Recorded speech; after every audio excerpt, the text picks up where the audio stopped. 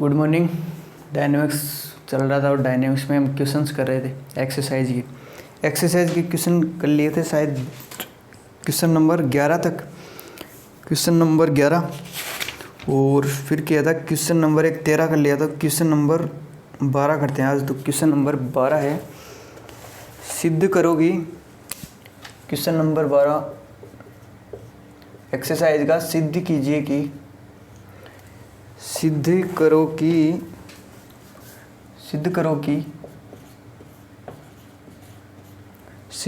कि एक बिंदु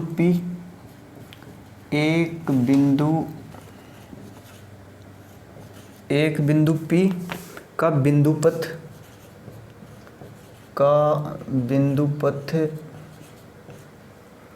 बिंदुपथ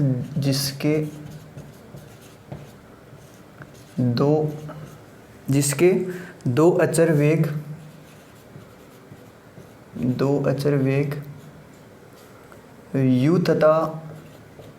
u तथा स्मॉल v है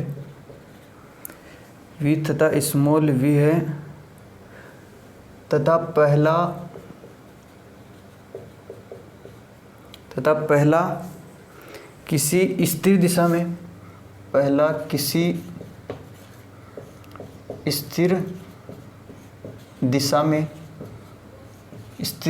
में और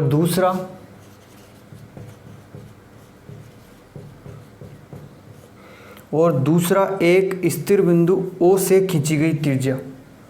दूसरा एक स्थिर बिंदु O से खींची गई त्रिज्या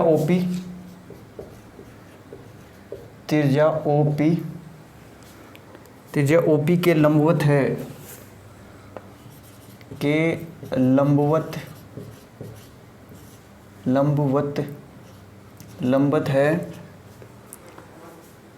सिद्ध करो कि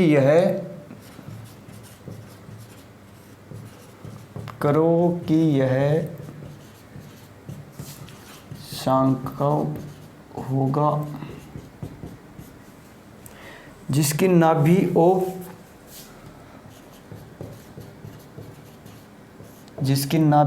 O तथा उत्केंद्रता U/V होगी।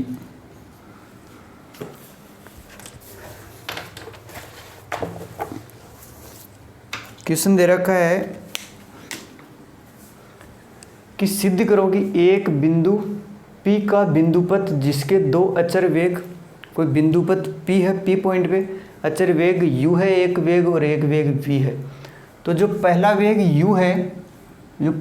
U है वो तो किसी स्थिर दिशा में है तथा दूसरा जो V है वो किसी एक स्थिर बिंदु O से OP त्रिज्या के लंबवत है। तो सिद्ध करो कि यह सांकव होगा। तो क्या सिद्ध करना है कि यह क्या होगा? सांकव होगा। सांकव का समीकरण एक फर्स्ट ईयर में बुक आती थी पतली सी, उसके लिए सांकव का समीकरण दे रखा था उसमें कि L/R = 1 - E sin थीटा। ये क्या है? सांकव का समीकरण। तो इस रूप में सांकव का समीकरण हमें लेके आना है। तो यहाँ जो E है वो क्या है? वो है उत्केंद्रता, इसेंट्रिसिटी, उत्केंद्रता। तो E प्रूफ क्या करना है हमें? U/V लाना है, मतलब साइन थीटा के गुणा में लाना है। U/V लाना है साइन थीटा के गुणा में, और नीचे यहाँ 1R लाना है व्यापक रूप में। तो यहाँ से फिर दे क्या रखा है क्वेश्चन में, फिर वो लिखते हैं और फिर सोल्व करते हैं आगे। तो यहाँ पहले तो ये दे रखा है कि कोई क्या है, एक स्थिर बिंदु तो है O, एक स्थिर बिंदु मान लिया O तथा OP दे रखा है त्रिज्या OP, मतलब कोई कण ये यहाँ से यहाँ घूम रहा है, कोई सांकव में है, कोई घूम रहा है, तो उसकी बिंदु के निर्देशांक थे P, R और थीटा मान लिया इसके। तो ये क्या था? OP। और ये प्रारंभिक रेखा मान ली हमने हम अपनी तरफ से। तो ये क्या है, प्रारंभिक रेखा, प्रारंभिक रेखा OX। और ये क्या होती है, स्थिर। प्रारंभिक रेखा हमेशा क्या होती है, स्थिर होती है। तो क्या करना है, बोल रहा है सिद्ध करो कि एक बिंदु P का बिंदुपथ ये है और अचर वेग u और v है, अचर वेग u और v है, तथा पहला किसी स्थिर दिशा में, जो पहला वेग u है वो किसी स्थिर दिशा में है। तो स्थिर दिशा में है, तो स्थिर दिशा का मतलब, स्थिर दिशा क्या होती है, प्रारंभिक रेखा। तो यहाँ P से स्थिर रेखा, यहाँ इस P से स्थिर रेखा, मतलब स्थिर रेखा इसको मान लिया। तो इसके समांतर हम मान सकते हैं u को, क्योंकि u के इसकी दिशा में ये है, क्योंकि ये और ये क्या है, समांतर। हमने मान लिया अपनी तरफ से कि स्थिर रेखा ये मान ली। तो u क्या है, एक स्थिर दिशा में है वेग, तथा v क्या है, v है त्रिज्या OP के लंबवत। तो OP क्या है, OP ये है OP। तो OP क्या है, OP है ये, तो इसके लंबवत मतलब 90 डिग्री पे, ये कोण 90 डिग्री का। फिर पूछ रहा है कि सांकों का समीकरण है, ये प्रूफ करो कि ये सांकों का समीकरण है। तो हमें वेग के बारे में हम जानते हैं कि एक अरीय वेग होता है और एक अनुप्रस्थ वेग। तो अरीय वेग तो क्या होता है, r डबल डॉट और माइनस r थीटा डॉट का स्क्वायर, और एक होता है r अनुप्रस्थ वेग होता है r 2r theta 2r dot theta dot और plus r theta double dot, r theta double dot. ये अरीय ऊपर वाला और ये अनुप्रस्थ। अब यहाँ से अरीय वेग निकालें तो अरीय वेग क्या होता है, अरीय वेग तो OP की दिशा में होता है यहाँ। तो इसको आगे बढ़ाएंगे, डैश डैश डैश, इस साइड में जो वेग आएगा वो आएगा अरीय वेग। और अनुप्रस्थ वेग तो OP के लंबवत ही होता है। तो वो तो दे ही रखा है हमें कि वो तो क्या है, v है। तो यहाँ हमें अरीय वेग का फॉर्मूला अगर हम लगाना चाहें तो हमें इसका मान पता होना चाहिए। और इसका मान पता करने के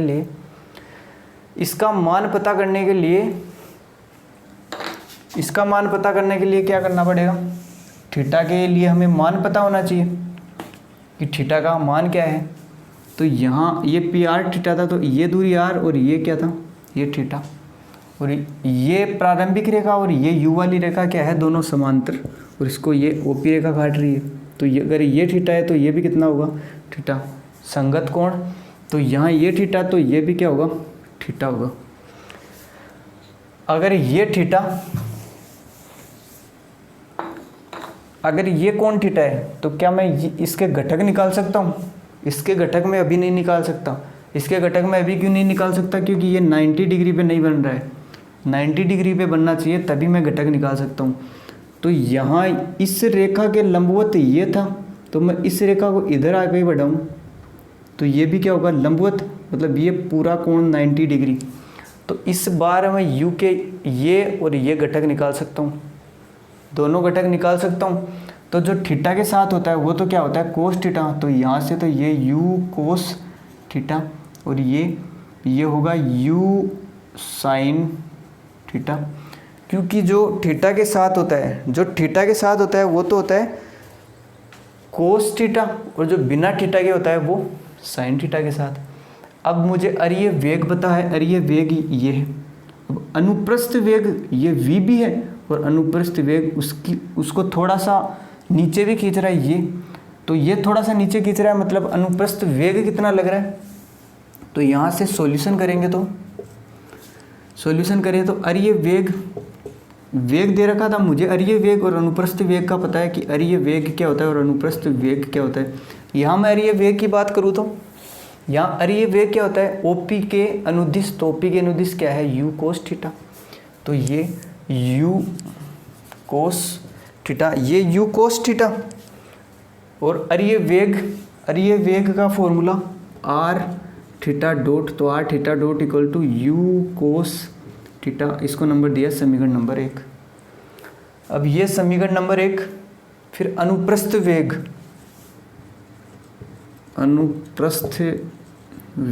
तो अनुप्रस्थ वेग क्या होता है, OP के लंबवत। तो ओ पी के लंबवत तो ये भी है और ये भी है, लेकिन हम लेते हैं ऊपर वाला। तो यहाँ ये वी, अब ये इसको नीचे खींच रहा है थोड़ा इस फोर्स से, तो इसमें से ये माइनस हो जाएगा, तो ये ऊपर की तरफ जो रिजल्टेंट है वो आ जाएगा। तो यहाँ से स्मॉल वी और माइनस यू साइन थीटा, क्योंकि जो ऊपर लग रहा है और नीचे इसको थोड़ा सा ये खींच रहा है, तो इसको माइनस करना पड़ेगा, तब ये ऊपर वाले का रिजल्टेंट आएगा। तो यहाँ से v minus u sine theta, और इसको नंबर दिया। अच्छा, अरे ये वेग के लिए फॉर्मूला, अच्छा ये वेग का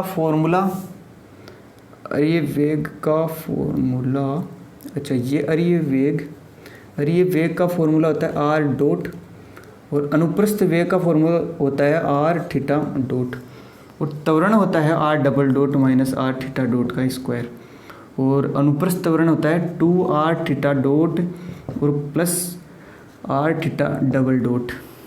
ये तो क्या थे, सॉरी वो पहले गलत बता दिए शायद, तो वो तो त्वरण थे, और वेग क्या होगा, अरे ये वेग आर डॉट और अनुप्रस्थ वेग आर थीटा डॉट। तो यहाँ से r theta dot equal to v minus u sine theta, इसको समीकरण नंबर 2। अब हमें क्या प्रूफ करना है, सांख्यों का समीकरण लेके आना है हमें बस। तो समीकरण लाना हो कभी भी तो आर और थीटा को ऊपर नीचे रखते हैं, आर और थीटा को ऊपर नीचे रखते हैं कभी भी समीकरण लाना हो तो फिर आर और थीटा को ऊपर नीचे लाने के लिए समीकरण 1 में क्या कर लेते हैं, समीकरण 2 का भाग दे देते हैं, जिससे आर और थीटा ऊपर नीचे आ जाएगा। तो समीकरण 1 में 2 का भाग देने पर, समीकरण 1 में 2 का भाग दिया तो ये हुआ आर डॉट और नीचे आर और थीटा डॉट और equal to u cos theta और नीचे यू कोस थीटा और नीचे v minus u sine theta. इसको आगे सोल्व करें तो हमें किस रूप में लाना था समीकरण, सांख्यों के रूप में। तो सांख्यों का समीकरण L upon r equal to 1 minus e की power e cos e sine theta, ये क्या था, सांख्यों का समीकरण। मतलब साइन थीटा लाना है और उसके गुणा में, तो साइन थीटा आ रहा है अपने पास, साइन थीटा ये आ रहा है। फिर L अपॉन आर, नीचे आर नीचे लाना है, आर नीचे आ रहा है, तो इसको खोलेंगे कि D r upon d T, R dot का मतलब आगे आएगा एक डी टी, तो आगे ये डी टी, और नीचे आर और थीटा डॉट का मतलब डी अपॉन डी टी और थीटा, और equal to u cos theta और v minus u sine theta. फिर इसको आगे करेंगे तो यहाँ डी थीटा से तो डी थीटा हो जाएगा कैंसिल, यहाँ अच्छा यहाँ डी टी से तो डी टी हो जाएगा कैंसिल, तो ऊपर बचेगा डी आर, और नीचे आर डॉट डी थीटा, और equal to u cos theta और नीचे v minus u sine theta. अब यहाँ से क्या कर लेते हैं, वेरिएबल सेपरेट कर लेते हैं, यहाँ डी थीटा वाले को उस साइड भेज देते हैं, तो डी आर अपॉन यहाँ बचा डी आर अपॉन आर और इक्वल टू यहाँ डी थीटा को उस साइड भेजा तो यू कोस थीटा और upon v minus u sine theta और डी थीटा। अब यहाँ डी आर तो हमें चाहिए नहीं, तो डी आर को उठाने के लिए समाकलन करेंगे, तो समाकलन कर देंगे दोनों साइड समाकलन। अब यहाँ इसका तो समाकलन हो जाएगा log r, लेकिन इसका समाकलन क्योंकि ऊपर भी थीटा आ रहा है नीचे भी थीटा आ रहा है, मतलब u अपॉन v वाला फॉर्मूला लगाना पड़ेगा, तो उससे तो क्या हो जाएगा, बड़ा हो जाएगा, वो भी लगा सकते हैं। लेकिन यहाँ हम क्या करेंगे, नीचे वाले को मान लेते हैं x, नीचे वाले को x मान लेते हैं और फिर वैल्यू पुट कर देते हैं, तो माना v minus u sine theta equal to x, हमने मान लिया एक बार कि ये क्या है x। अब करेंगे इसका अवकलन करें तो v क्या दे रखा है, अचर वेग v, u भी अचर है और v भी अचर है। v अचर है तो कांस्टेंट है, तो कांस्टेंट का 0 और माइनस यू क्या है, यू कांस्टेंट, और गुणा वाला साइन थीटा का क्या होगा, कोस थीटा, और इक्वल टू एक्स का डी एक्स, और यहाँ डी थीटा, और क्योंकि थीटा का भी होगा तो यहाँ थीटा का d theta equal to d x. तो यहाँ v minus u sine theta equal to x, इसकी जगह तो आ जाएगा x, और u cos theta d theta, u cos theta d theta की जगह ये माइनस उस साइड भेज देंगे, माइनस डी एक्स रख लेते हैं मान। तो यहाँ से d r upon r equal to समाकलन u cos theta d theta, u cos theta d theta, तो ये माइनस उस साइड भेजेंगे तो माइनस डी एक्स ऊपर वाले की जगह तो x में कन्वर्ट हो गया, और नीचे v minus u sine theta, v minus u sine theta को माना था x से चेंज कर दिया, फिर लास्ट में मान निकाल के x की जगह वापस यही पुट कर देंगे x का मान। तो यहाँ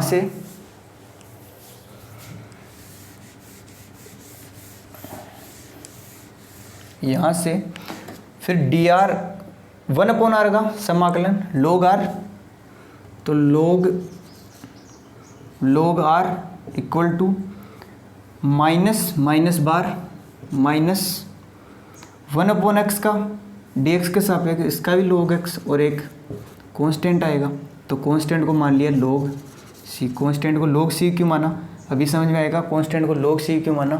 तो यहाँ से फिर log r equal to log a, यहाँ फॉर्मूला आएगा log a minus log b, तो log a minus log b का फॉर्मूला, तो log a upon log b, log a upon log b, तो यहाँ से लिखेंगे log ये प्लस वाला, तो log a अपॉन log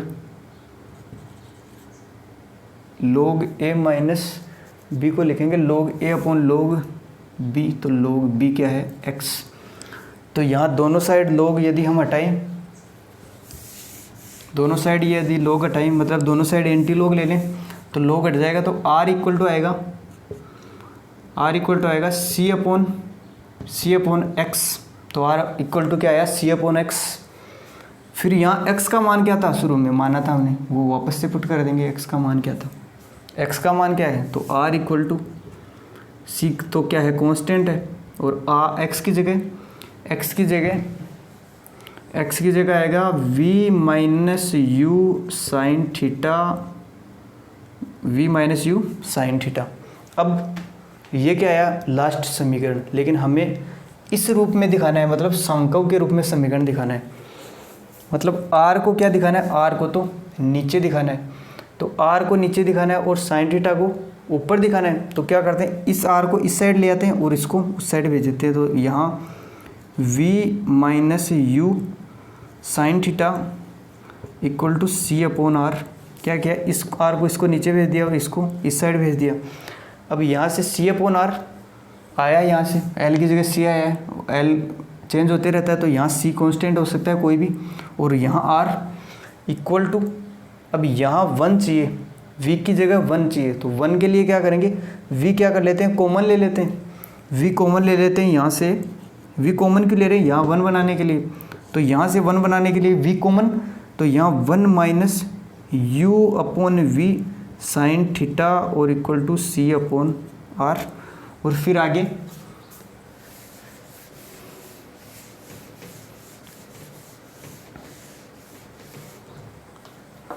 इसको आगे करें तो फिर इस साइड तो हमें v नहीं चाहिए, तो इस v को भेज देते हैं इस साइड। तो यहाँ से फिर इस साइड बचेगा 1 minus u upon v sine theta equal to, इस v को इस साइड भेज देते हैं, मतलब c upon v r. 1 minus ये क्या मान लेते हैं, ये e हो गया, और ये साइन थीटा, इस साइड वाला तो आ गया, लेकिन इस साइड नीचे r चाहिए, तो इसको मैं ऐसे लिख सकता हूँ c upon v upon r, क्योंकि इसको सोल्व करेंगे तो वापस यही आएगा, तो इसको मैंने ये लिख दिया, और इसको यही u अपॉन v, और ये साइन थीटा। यही क्या है, सांकों का समीकरण। क्यों, ये पूरा मान क्या है, c क्या था कांस्टेंट, और v दे रखा है कांस्टेंट, तो मतलब ये मान तो आएगा कांस्टेंट, मतलब जो लेंथ है वो तो क्या आएगी कांस्टेंट, तो लेंथ की जगह कांस्टेंट आ गया, r की जगह r, 1 की जगह 1 और माइनस एसेंट्रिसिटी उसके अंदर तक क्या आएगी u/v, और सिद्ध क्या करना था कि उसके अंदर तक क्या है, उसके अंदर तक क्या है u/v है, तो यहाँ उसके अंदर तक u/v है और ये साइन थीटा। क्वेश्चन में जो दे रखा था उसी से हमने सोल्व किया, और सोल्व करते करते जो हमें चाहिए था सांख्यों का समीकरण उसी तरह हमने मॉडिफाई इसको किया है, तो फिर क्या आया आंसर। तो फिर ठीक है, फिर एक क्वेश्चंस कर लिए हमने एक्सरसाइज के पूरे, और अब हम करेंगे एग्जांपल्स 1-2। ठीक है, फिर tata bye bye see you.